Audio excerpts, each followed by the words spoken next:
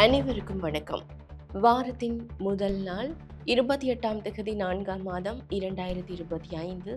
இன்றும் எங்களது கரங்களுக்கு கிடைக்கப்பெற்ற பத்திரிகைகள் தொடர்பாக முன்பக்க செய்திகள் தொடர்பாக விரிவாக ஆராய இருக்கின்றோம். இன்றைய பத்திரிகைகளை பொறுத்தமட்டில் குறிப்பாக உயர்தர பரீட்சை பெறுபவர்கள் வெளியாக இருக்கிறது. அந்த பரீட்சையில் முதலிடம் பெற்ற மாணவர்கள் ஒவ்வொரு மாவட்ட ரீதியிலாக முதலிடம் பெற்ற மாணவர்கள் தொடர்பான செய்திகள் அவர்களது புகைப்படத்துடன் அநேகமாக இன்றைய பத்திரிகைகளை அலங்கரித்திருப்பதை காணக்கூடியதாக இருக்கிறது. அதேபோல் தபால் மூல வாக்களிப்பு நடைபெற்று கொண்டிருக்கிறது. அது தொடர்பான செய்திகளும் இன்றைய பத்திரிகைகளில் வெளியாக இருக்கிறது. குறிப்பாக கிளிநொச்சி மாவட்டத்தில் கனமழை காரணமாக வெள்ளப்பெருக்கு ஏற்பட்டிருக்கிறது. அதனால் ஏற்பட்ட பாதிப்புகள் தொடர்பான செய்திகளும் ஜிஎஸ்பி பிளஸ் வரிச்சலுகை தொடர்பான செய்தியும் காணப்படுகிறது. அதாவது இன்றைய தினம் ஐரோப்பிய ஒன்றிய குழு இலங்கைக்கு விஜயம் மேற்கொள்ள இருக்கிறது. அது தொடர்பான செய்திகளும் இன்றைய பத்திரிகைகளில் அதிகமாக இடம் பிடித்திருப்பதை காணக்கூடியதாக இருக்கிறது. வெலம்புரி பத்திரிகையை எடுத்துக்கொண்டால் வெலம்புரி பத்திரிகையின் முன்பக்கத்தில் உயர்தர பரீட்சை பெறுபவர்கள் மாவட்டத்தில் முதலிடம் பெற்றவர்கள் தொடர்பான செய்திகள் புகைப்படத்துடன் வெளியாக இருக்கிறது. யாழ், கிளிநொச்சி, வவுனியா ஆகிய மாவட்டங்களில் கணித, விஞ்ஞான, உயிரியல் மற்றும் வர்த்தக பிரிவுகளில் முதலிடம் பெற்ற மாணவர்களின் புகைப்படத்துடன் செய்திகள் வெளியாக இருக்கிறது. அதேபோல் ஆட்சியை கவிழ்க்க ரணில் சஜித் காத்திருப்பு, இது நடக்காத கனவு என்கின்றார் டில்வின் சில்வா என்றவாறு தலைப்பிடப்பட்ட செய்தி காணப்படுகிறது. எமது ஆட்சியை கவிழ்ப்பதற்கு எதிர்க்கட்சிகள் காத்திருக்கின்றன. ரணில் மற்றும் சஜித் ஆகியோர் இந்நாட்டின் ஜனாதிபதியாக வேண்டுமென நினைத்தால் அது அவர்களது நிறைவேறாத கனவு என மக்கள் விடுதலை முன்னணியின் பொதுச் செயலாளர் டில்வின் சில்வா தெரிவித்திருப்பதாக அந்த செய்தி இரண்டாம் பக்கத்திற்கு தொடர்வதை காணக்கூடியதாக இருக்கிறது. அதேபோல் உயர்தர பரீட்சையின் தொடர்புபட்ட செய்தி நாடு முழுவதிலுமாக 9457 பேருக்கு 3A பெறுபேறு வழியாக இருக்கிறது. அது தொடர்பான செய்தி. அதேபோல் பெறுபேறு மீளாய்வு மே 2 தொடக்கம் 16ஆம் தேதி வரை விண்ணப்பிக்கலாம் என்ற செய்தியும், கிளிநொச்சியில் கனமழை வெள்ளத்தில் மூழ்கிய வீடுகள் என்றவாறு ஒரு செய்தி காணப்படுகிறது. அதேபோல் வடக்கில் இன்றும் மழை என்று கட்டமிடப்பட்ட செய்தியும், தபால் மூல வாக்களிப்பு நாளையுடன் நிறைவு, தவறாது வாக்களிக்குமாறு கோரிக்கை என்றவாறு தலைப்பிடப்பட்ட செய்தி காணப்படுகிறது. உள்ளூராட்சி மன்ற தேர்தலுக்கான தபால் மூல வாக்களிப்புகள் நடைபெற்று வருகின்றன. இன்றும் நடைபெற இருக்கிறது, நாளையுடன் நிறைவு பெற இருக்கிறது. ஆகவே வாக்களிக்க தகுதியுடையோர் அனைவரும் அதனை நிராகரிக்காமல் வாக்களிக்குமாறு கேட்டுக்கொள்கின்றோம். அதேபோல் அமெரிக்க வரி தொடர்பில் மாறாட்டத்தில் அனுர அரசு சாடுகின்றார் சஜித் பிரேமதாச என்றவாறு தலைப்பிடப்பட்ட செய்தியும், டிசம்பரில் மின்கட்டணம் மும்மடங்காக உயரும், வஜ்ர அபேவர்த்தன ஆரூடம் என்ற செய்தியும், சிறுமி வன்கொடுமை 3 அதிரடி கைது, மனித உரிமைகள் ஆணைக்குழுவின் வெளிக்கொணர்வை அடுத்து நடவடிக்கை என்றவாறு ஒரு செய்தியும் காணப்படுகிறது. இவைதான் இன்று வெலம்புரி பத்திரிகையின் முன்பக்கத்தில் இடம்பெற்ற பிரதான செய்திகளாக காணப்படுகின்றன. அடுத்ததாக யாழ் தினக்குரல் பத்திரிகையின் முன்பக்க பிரதான செய்திகளை பார்ப்போமாக இருந்தால், இலங்கை இந்தியா நில இணைப்பு சாத்தியமில்லை, அரசாங்கம் நிராகரிப்பு, இலங்கையின் இறையாண்மைக்கு அச்சுறுத்தல் என்றவாறு பிரதான செய்தி வழியாக இருக்கிறது. இலங்கை இந்திய நில இணைப்பு குறித்த இந்தியாவின் நீண்டகால கோரிக்கையை அரசாங்கம் நிராகரித்துள்ளது. இந்தியாவின் நீண்டகால ஆர்வமும் முன்னாள் ஜனாதிபதி ரணில் விக்ரமசிங்கவின் நிர்வாகத்தின் போது விரைவான முன்னேற்றங்களை கண்ட குறித்த திட்டம் குறித்த அரசாங்கம் இரு நாடுகளுக்கும் இடையிலான நில இணைப்பு குறித்து தயாராக இருந்ததாகவும் அந்த செய்தி வழியாக இருக்கிறது. அதேபோல் புதிய பயங்கரவாத தடை சட்டம் முக்கிய அறிவிப்புக்கு தயாராகும் அரசாங்கம் என்றவாறு ஒரு செய்தியும், ஜிஎஸ்பி பிளஸ் வரிச்சலுகை இலங்கைக்கு வழங்குவதா இன்று வரும் ஐரோப்பிய குழு என்றவாறு ஒரு செய்தியும் காணப்படுகிறது. இன்றைய தினம் ஐரோப்பிய ஒன்றிய குழு இலங்கைக்கு விஜயம் மேற்கொள்ள இருக்கிறது. அந்த விஜயத்தின் போது பலதரப்பட்ட சந்திப்புகள், கலந்துரையாடல்கள் நடைபெற இருக்கிறது.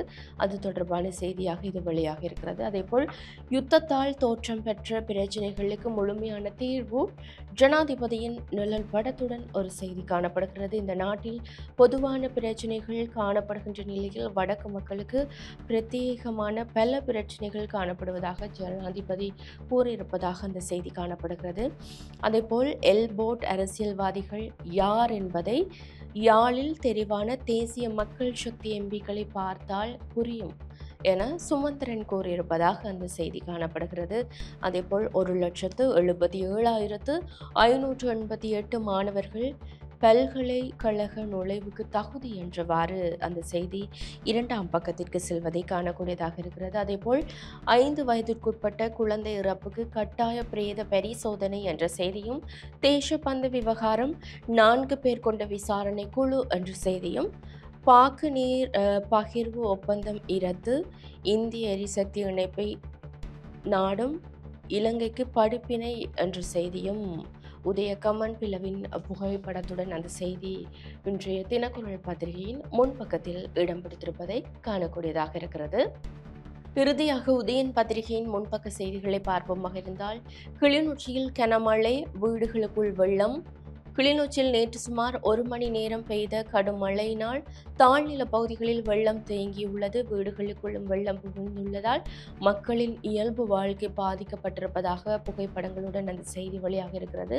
அதேபோல் காய்ச்சல் பிடித்த பெண் உயிரிழப்பு, யாழ்ப்பாணத்தில் சம்பவம். குடும்ப பெண் ஒருவர் உயிரிழந்திருப்பதாக ஒரு செய்தியும், 2ஆம் திகதி வரை மட்டுமே மழை தொடரும் என்றவாறு ஒரு செய்தியும், சமநிலையில் முடிந்த வீரர்களின் போர் என்ற செய்தியும், அதேபோல் வெப்ப தாக்கத்தால் குடும்பஸ்தர் மரணம். இணுவில் பகுதியில் உள்ள தோட்டம் ஒன்றிலிருந்து ஆணொருவர் உயிரிழந்த நிலையில் சடலமாக மீட்கப்பட்டிருப்பதாக ஒரு செய்தியும், உள்ளூராட்சி தேர்தல் 3053 முறைப்பாடுகள் பதிவு செய்யப்பட்டிருப்பதாக ஒரு செய்தியும், நாடாளுமன்ற தேர்தலில் விட்ட தவறை திருத்துவதற்கு இதுவே நல்ல சந்தர்ப்பம், சுமந்திரன் தெரிவிப்பு என்ற செய்தியும், 29,244 பரீட்சார்த்திகள் 3 பாடங்களிலும் தோல்வி என்றவாறு ஒரு செய்தியும் காணப்படுகிறது. அதேபோல் தேர்தல் புயலாகும் மே தின கூட்டம் என்ற செய்தியும், தமிழரசு கட்சியை வீழ்த்த தேர்தலை பயன்படுத்துக கஜேந்திரன் எம்பி தெரிவிப்பு என்றவாறு ஒரு செய்தியும், யாழ் பல்கலைக்கழகத்தில் ஒழுக்காற்று விதிமுறைகளை மீறி செயற்படும் உத்தியோகஸ்தர்கள் மாணவர்கள் 3 முறைப்பாடு என்ற செய்தியும் இன்றைய உதயன் பத்திரிகையின் முன்பக்கத்தில் இடம் பிடித்திருப்பதை காணக்கூடியதாக இருக்கிறது. உங்களுக்கு தெரியும், நாட்டில் தற்போது உள்ளூராட்சி மன்ற தேர்தலின் முதற்கட்ட வாக்குப்பதிவுகள் நடைபெற்றுக் கொண்டிருக்கின்றன. தபால் மூல வாக்களிப்புகள் நடைபெற்றுக் கொண்டிருக்கின்றன. இன்றைய தினமும் தபால் மூல வாக்களிப்பு நடைபெற இருக்கிறது. அதேபோல் நாளைய தினம் இறுதி நாளாக காணப்படுகிறது. ஆகவே தபால் மூல வாக்களிப்புக்கு தகுதி பெற்ற அனைவரும் உங்கள் வாக்குகளை பதிவு செய்து கொள்ளுங்கள். எதிர்வரும் மே 6ஆம் திகதி உள்ளூராட்சி மன்ற தேர்தல் நாட்டில் நடைபெற இருக்கிறது. அதன் ஒரு பகுதியாக தற்போது தேர்தல் பிரச்சார கூட்டங்களும் வேகமாக நடைபெற்று வருவதை நாங்கள் அவதானித்துக் கொண்டிருக்கிறோம்.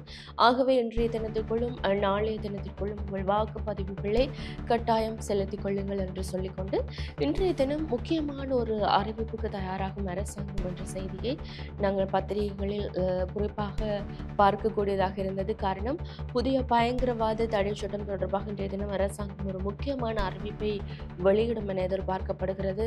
இன்றைய தினம் திங்கட்கிழமை இடம்பெறவுள்ள அமைச்சரவை கூட்டத்தின் போது இந்த பயங்கரவாத தடை சட்டம் மற்றும் நிகழ்நிலை பாதுகாப்பு சட்டம் என்பன குறித்து ஒரு முக்கியமான தீர்மானம் எடுக்கப்படும் என எதிர்பார்க்கப்படுகிறது. ஆகவே பொறுத்திருந்து பார்ப்போம் இன்றைய தினம் என்ன அறிவிப்பினை அரசாங்கம் வெளியிட போகிறது, ஒரு சாதகமான அறிவிப்பு வெளியாகுமா என்பது தொடர்பாக பொறுத்திருந்து பார்ப்போம். இதன் பின்புலத்தில் இன்றைய தினம் ஐரோப்பிய ஒன்றிய குழு இலங்கைக்கு விஜயம் மேற்கொள்கிறது. உங்களுக்கு தெரிய, முன்னதாகவே ஐரோப்பிய ஒன்றிய குழு ஒரு கோரிக்கையை விடுத்திருந்தது. ஜிஎஸ்பி பிளஸ் வரி சலுகையை இலங்கை தொடர வேண்டுமாக இருந்தால், ஜிஎஸ்பி பிளஸ் வரி சலுகை இலங்கையில் தொடர வேண்டுமாக இருந்தால் இந்த பயங்கரவாத தடை சட்டம், நடைமுறையில் இருக்கிறதான பயங்கரவாத தடை சட்டத்தை நீக்க வேண்டும் என்றவாறு ஐரோப்பிய ஒன்றிய குழு முன்னதாகவே வலியுறுத்தி வந்தது இலங்கை அரசாங்கத்திடம். அந்த பின்னணியில் இன்றைய தினம் இந்த அறிவிப்பும் வெளியாக இருக்கிறது. இந்த புதிய பயங்கரவாத தடை சட்டம் தொடர்பில் முக்கியமான அறிவிப்பு வெளியாகும் என்ற ஒரு செய்தி வெளியாக இருக்கிறது. அதன் பின்புலத்தில் இன்றைய தினம் ஐரோப்பிய ஒன்றிய குழு இலங்கைக்கு விஜயம் மேற்கொள்கிறது. ஆகவே பொறுத்திருந்துதான் பார்க்க வேண்டும், சாதகமான ஒரு அறிவிப்பு வெளியாகுமா, ஜிஎஸ்டி பிளஸ் வரி சலுகை தொடர்ந்தும் இலங்கைக்கு கிடைக்குமா என்பது தொடர்பில் பொறுத்திருந்துதான் பார்க்க வேண்டும்.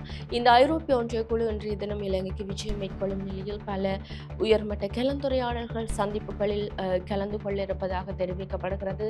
பல முக்கியமான தீர்மானங்கள் எடுக்கப்பட இருப்பதாக தெரிவிக்கப்படுகிறது. ஆகவே பொறுத்திருந்து பார்க்கலாம். மீண்டும் நாளை மற்றும் ஒரு மறுபக்கம் ஊடாக உங்களை நான் சந்திக்கின்றேன். வணக்கம்.